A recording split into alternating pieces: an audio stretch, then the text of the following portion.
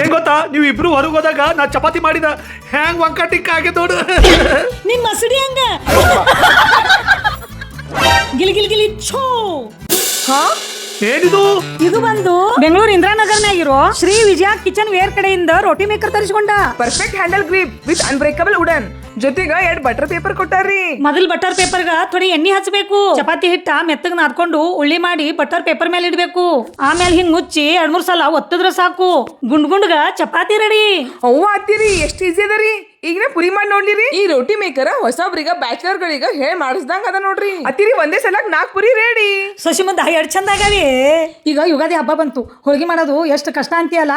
ಈಗ ನೋಡು ರೋಟಿ ಮೇಕರ್ದಾಗ ಎಷ್ಟು ಆರಾಮಾಗಿ ನಾ ಹೋಳಿಗೆ ಮಾಡಿ ತೋರಿಸ್ತೀನಿ. ಈ ರೋಟಿ ಮೇಕರ್ ಜಾಸ್ತಿ ದೊಡ್ಡದ್ನಿಲ್ಲ ವಜ್ಜಿನೂ ಇಲ್ಲ, ಆರಾಮಾಗಿ ಎಲ್ ಬೇಕಾದ್ರೆ ಎತ್ತಿಡ್ಬೋದು. ವಾವ್ ಅತ್ತಿರಿ ಹೋಳಿಗೆ ಎಷ್ಟ್ ಚಂದ ಐತ್ರಿ. ಅಷ್ಟೇ ಅಲ್ಲ, ಬೀಟ್ರೂಟ್ ಪರಾಟ, ಪಾಲಕ್ ಪೂರಿ, ಪಾನಿಪುರಿನೂ ಮಾಡ್ಬೋದು.